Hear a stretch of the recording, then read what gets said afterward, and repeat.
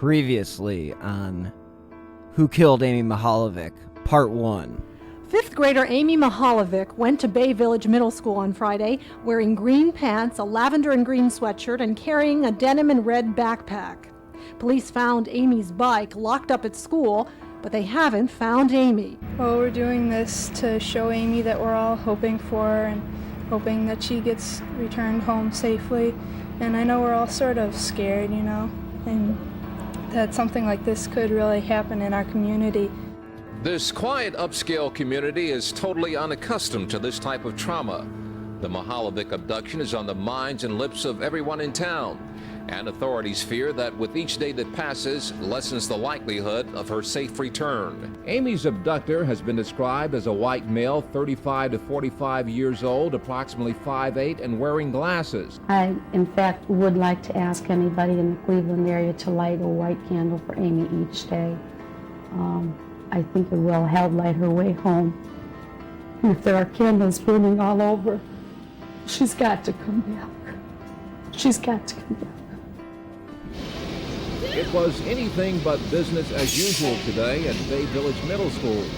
Shortly after leaving here last Friday, 10-year-old Amy Mihaljevic was abducted. Whoever is responsible is out there. We know that they have a great interest in what's being covered in the media, and we certainly don't want to do anything to tip them off as to the course of direction of our investigation.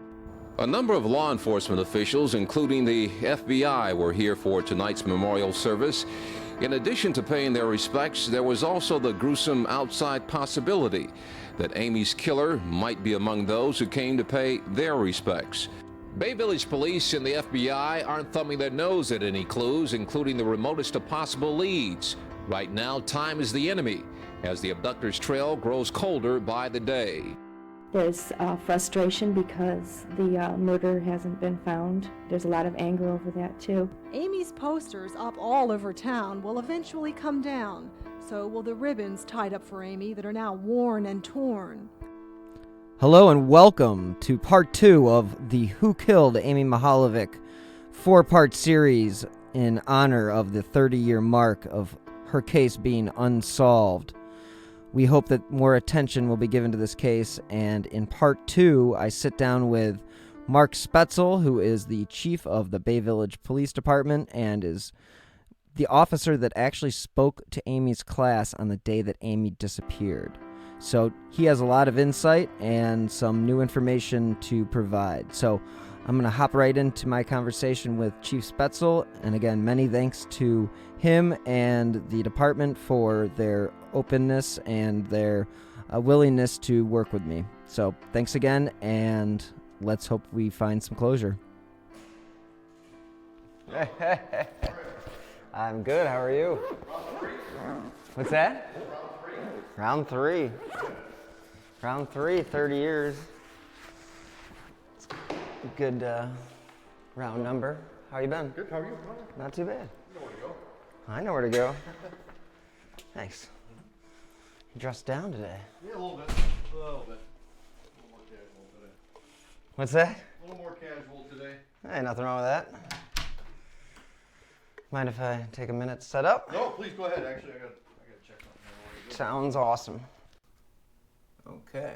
We're good? All right. All right? Yeah. All right. Hey, how are you? Doing well, thank you.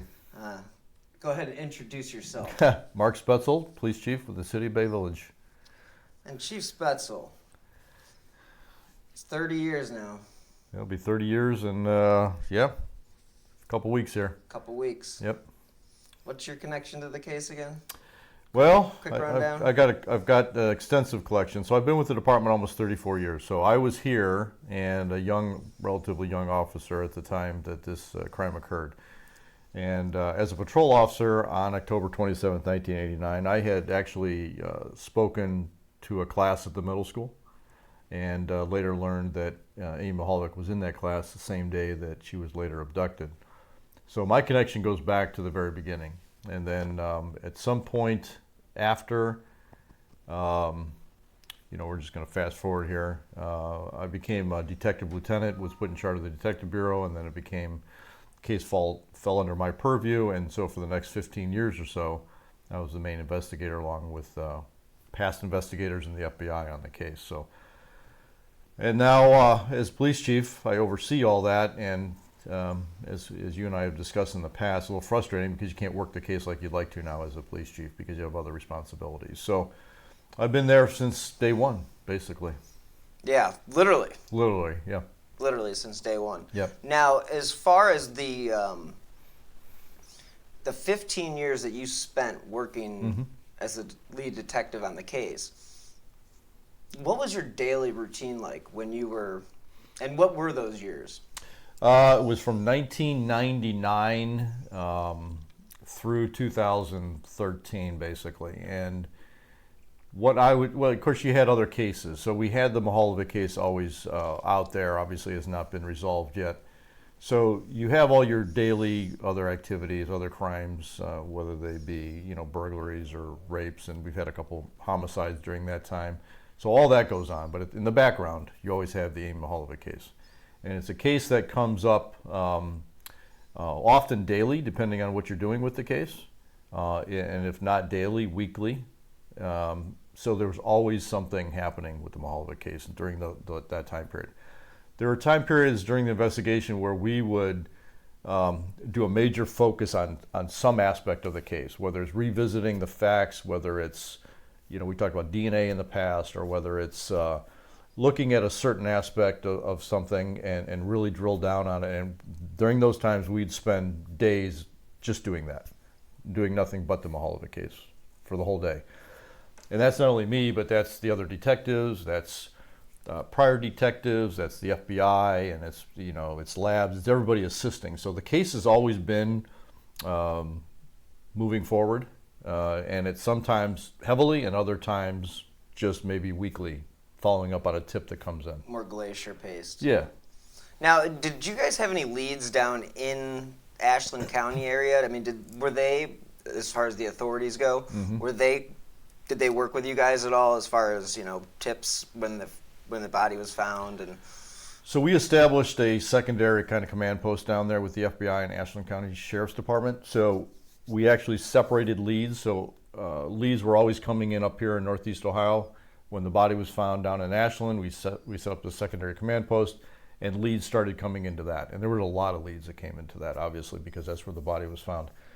Obviously, they were all still coordinated up here with our organization, but a lot of leads that came in down there were followed up by agents, sheriff's deputies, FBI agents who were working down there, as well as we had at least one officer from our department and local FBI working in assistance with that. So it was always a coordinated effort to do that.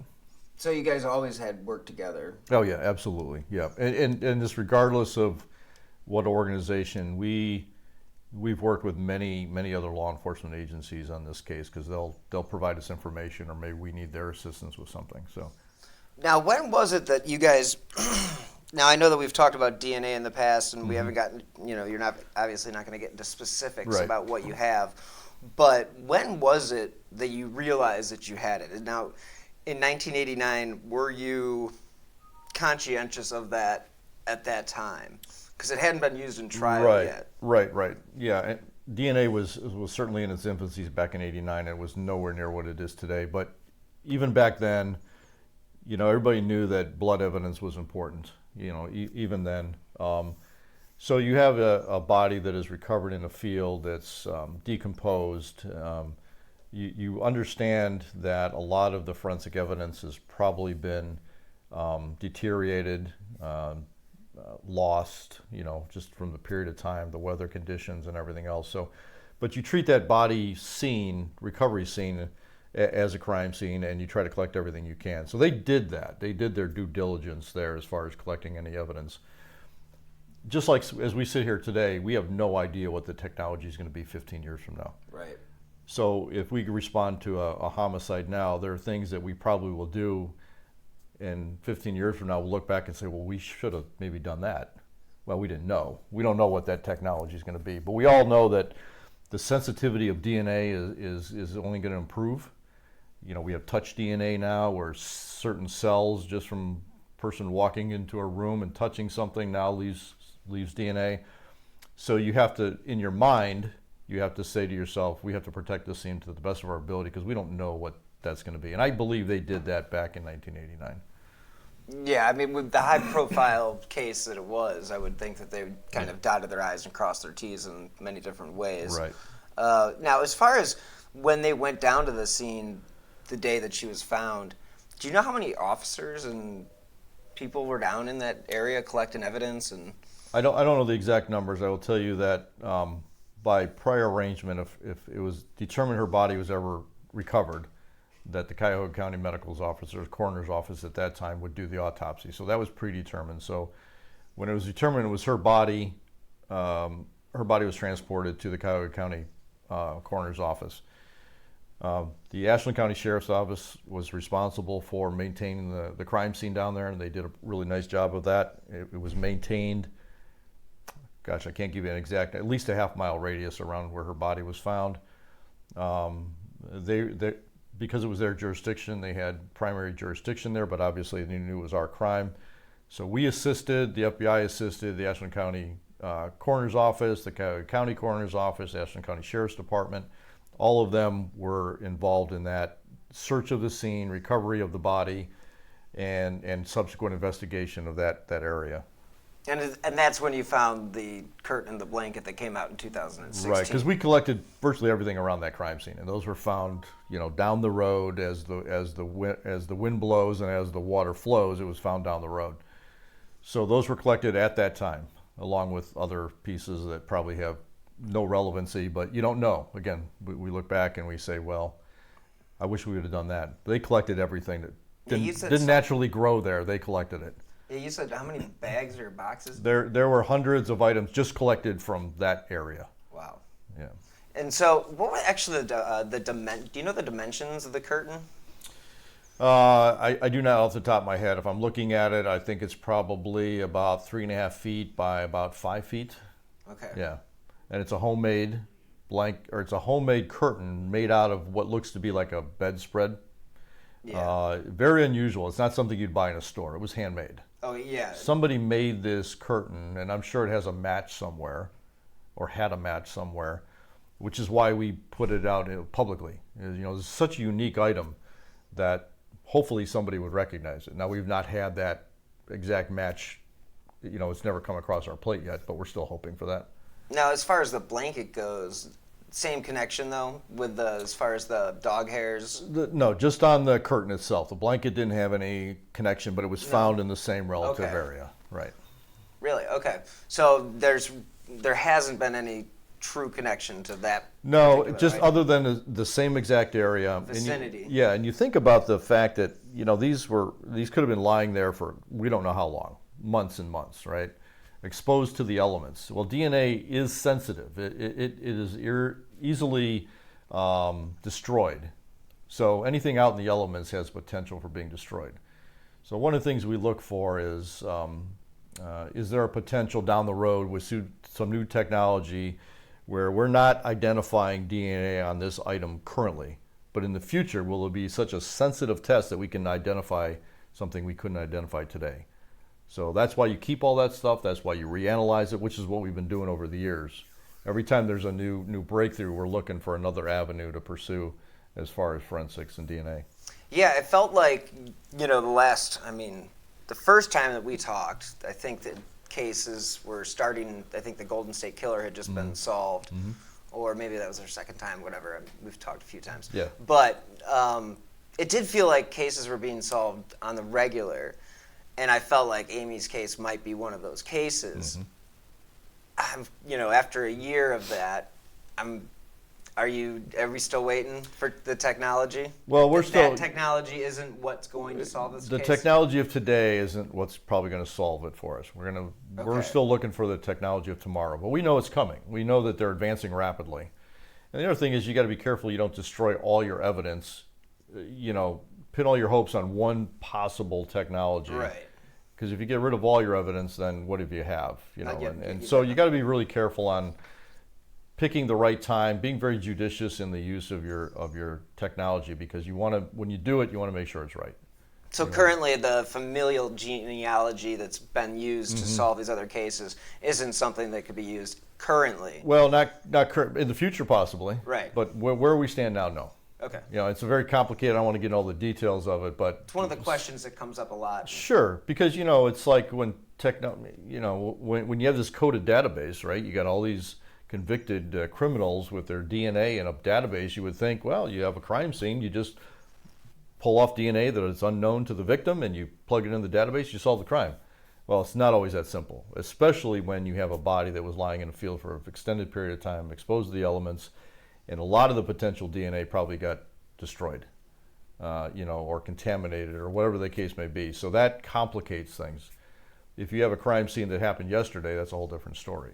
And then again, over time, even if you collect it properly, we're talking 30 years that DNA has been sitting around, and even that deteriorates in the best of conditions. So again, you got to be really careful. So when the body was found, was it the Cuyahoga County coroner that actually removed the body then, or was it Ashland County? Ashland County Coroner's Office removed the body. It was transported up by private ambulance up to Cuyahoga County. Gotcha.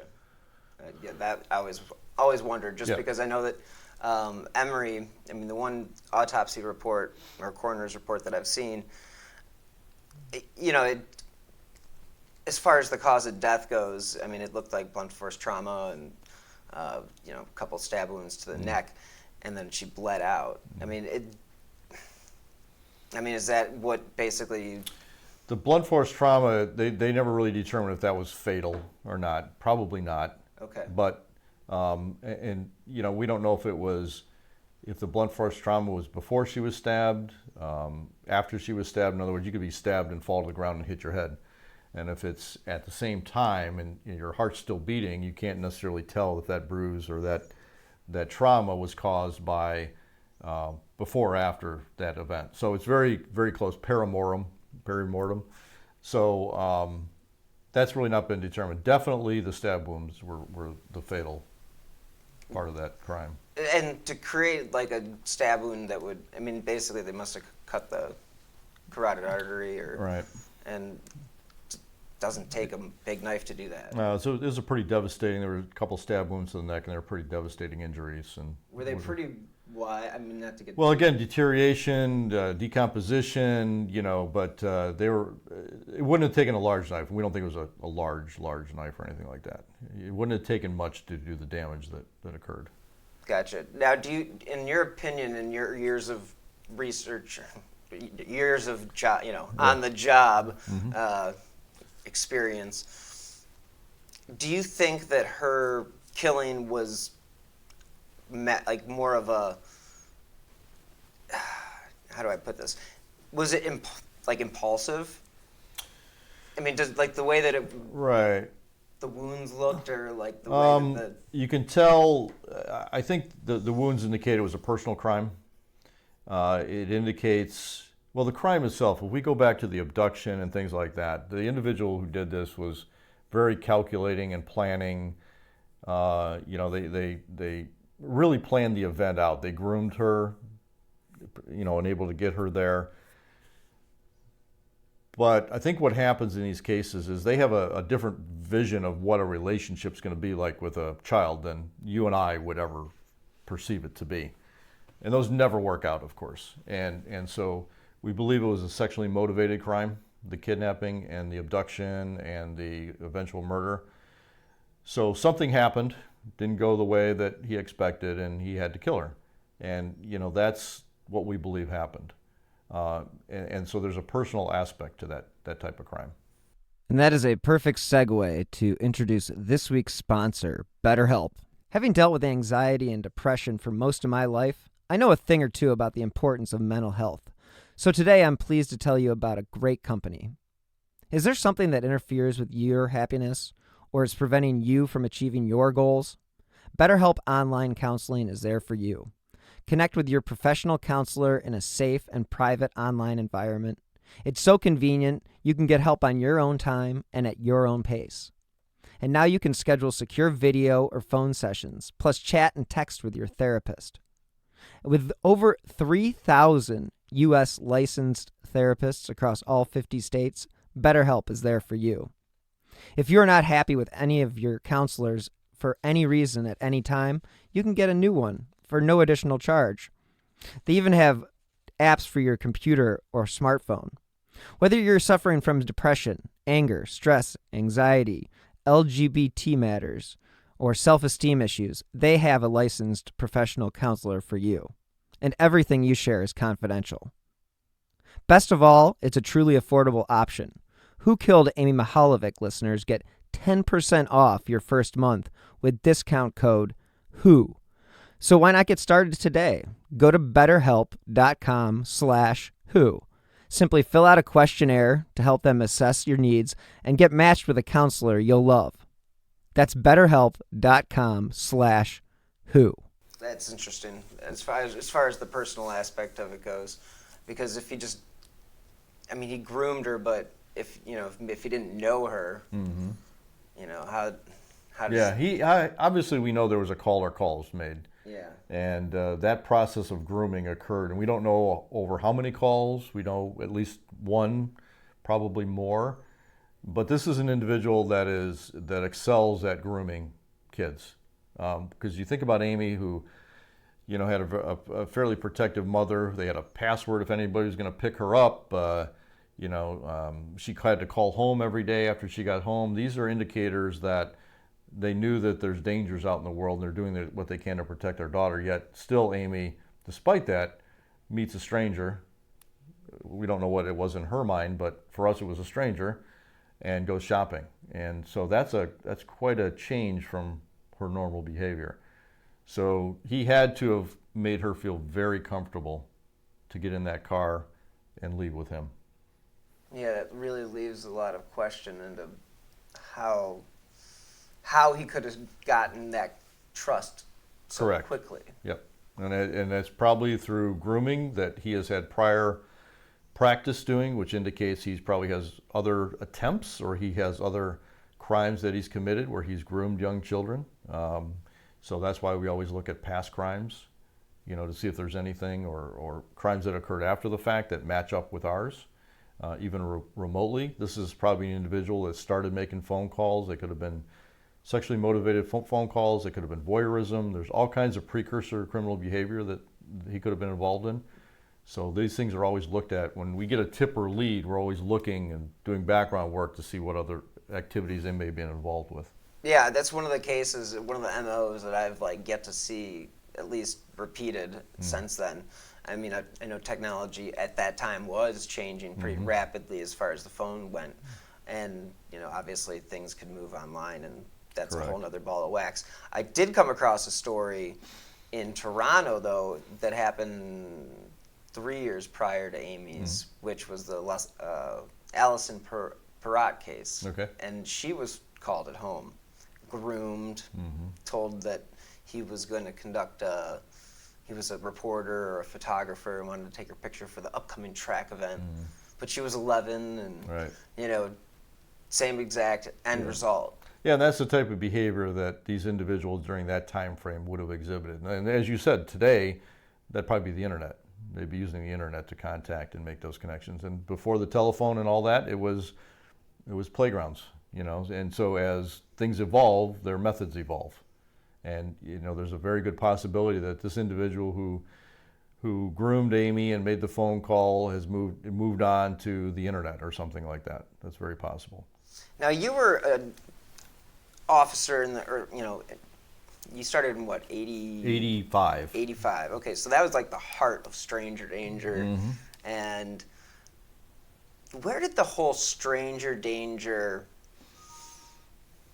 let's teach all of our children, because it was there was a time where it just everybody freaked out and was oh, we got to protect our kids, McGruff the dog, and all the PSAs and all that stuff. I don't know what the case or cases were that did that. I really have never looked at that, but certainly, anybody who's ever been a parent, your number one responsibility is keep your kids safe, right? Have them grow up to be safe. And I think when you start hearing about these cases, of course, today's media, you hear about everything.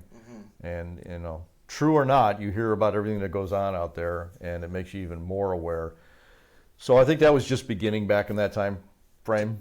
just more communication between. Just more avenues of communication and more stories being out there. You know, crime has always occurred. Right. It's always been around. It's just how it's presented to the public and how they find out about it has changed dramatically with social media and the instantaneous news and everything else. Yeah, I definitely feel like, you know, with the coverage, I mean, just in the 80s, being a kid that grew up in the 80s, I mean, it was like stranger danger was every day. It was, you know, this, that, and the other. And I mean, I know that there were cases like, you know, Adam Walsh, and then you guys actually had John Walsh come up and do. Yeah, he did a segment on America's Most Wanted. Correct. You know, it's one of those. I mean, it has to drive you nuts. I mean, not to say what everybody is thinking, but you know, to sit here 30 years later. Well, there's a level of frustration because we feel like we've done everything that we could possibly do. We devoted resources from literally the minute she walked in the door and said her child was missing. An extraordinary amount of resources were developed. So it's not like you look back and say, man, we just didn't do a very good job on this. We didn't do this, we didn't do that. We did things that were cutting edge at the time, let alone everything that you would normally expect. And we devoted a ton of resources to it. We're a small department, 24 officers, but the fact is we had the assistance of the state and the federal government and every surrounding law enforcement agency helping us. So we had this force multiplier. So it really wasn't just because we were small we couldn't do it. We had everybody assisting. So we had the resources, we had the manpower, and we utilized all of that. So the frustration comes in is you did everything you possibly can, yet it's still not resolved. That's where the frustration is. Yeah, and one of the podcasts, excuse me, that inspired me to do a story about Amy was In the Dark, and they covered the Jacob Wetterling case, and you know that happened like 5 days prior to Amy's, and he was a young boy riding his bike, and that was a case where the department dropped the ball, and like they actually interviewed the guy and looked in his car and moved on, and you know it was one of those things that like it came up, and it's not to say that like if Amy's killer is eventually caught that his name won't be found in the database. Oh, it could very well, because we have literally thousands and thousands and thousands of names, you know, so it's very possible that could be the case, sure. Yeah, and so that was a pure, you know, a case of they didn't do it right. So it does have to be agonizingly frustrating for you to be just knowing that you dotted your I's and crossed your T's and had the FBI here literally the next day. Yep, next day. And it's not only frustrating for current investigators, but past investigators who poured their heart and soul into solving this and, you know, went on and had to leave their service without doing that. And and there's been a few of those, and certainly that affects them as well. But there are people that will always come back, and I'm in contact with a lot of them. They'll always come back and help. If we said, hey, you know, you worked on a part of this, and you know, it's come back up. Do you mind coming in? Well, they'd be here in a second. There's no doubt in my mind. Yeah, and that it's a good segue into where things stand with Torsney, and you know, Special Agent Torsney and his involvement. So Phil Torsney has been working on it. He was on the case back in 89. He worked an aspect of the case, and of course his job was not the Amy Mihaljevic case back then, but he worked on a good part of it. Continued to work on it throughout his career, even up through retirement. And he's come back and helped us, and he's been a tremendous asset. He's a dogged investigator, great guy. He's definitely somebody you want on your team. So we've had the ability to utilize his expertise and knowledge, and he's been a great asset for us. And he'll continue to work. He'll continue to do what he can to help us. Now, as far as the grant money goes, grant money's run out. You know, the city has helped pay for some of his services as well, and we'll try to continue to do what we can, but you know, there's no unlimited pot of money anywhere for anything, so we do what we can. Now, currently, do you have, is there somebody down at the FBI still working the case? There's an agent assigned to the case. There has been for 30 years. That individual has changed over time, but there's always somebody assigned to assist us. So we have a point of contact at the Cleveland office. So when a case transfers from one agent to the next, do they get like a refresher on the case?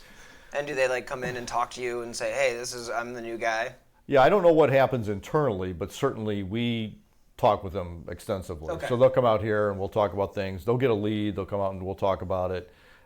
So they get up to speed. I don't know what they do internally. I'm sure they do something, but I don't know what it is. But externally here, we certainly see them quite a bit and talk with them. Yeah, I was wondering what that kind of relationship was with. It's a good relationship, and it's often agents we knew before. Okay. But as they get promoted or move on or get transferred, whatever it is, somebody new is assigned. And often when that new person is assigned, it's somebody we know, in the Bay Village Police Department, because we know the agents, a lot of them anyway.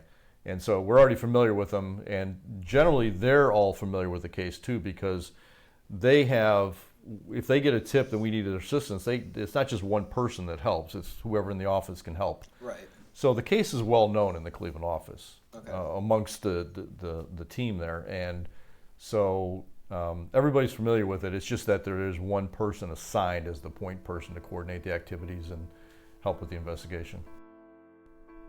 Well, there you have it. Part 1 of my 30-year sit-down with the Chief of Bay Village Police. I have Part 2 of my interview with Chief Spaetzel scheduled to drop sometime next week. Thank you again so much for listening. If you can follow me on Twitter, that'd be great. My username is @BillHuffman3.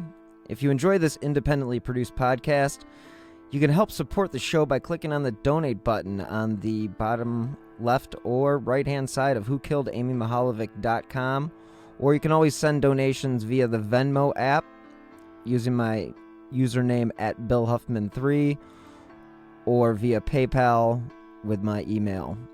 Any amount is appreciated, and it does help keep this podcast running and the show going. So if you enjoy this show, please leave a 5-star review on Apple Podcasts or wherever you listen to podcasts. It does help support the show, and it really does keep Amy's story in the spotlight. You can contact the Bay Village Police Department at 440-871-1234 if you have any new information. The FBI is offering a reward up to $25,000 for information leading to the arrest and conviction of the individual responsible for the death of Amy Renee Mihaljevic. Anyone with information concerning this case, please call the FBI at 1-800-CALL-FBI. Thank you again so much for listening, and until next week, be safe.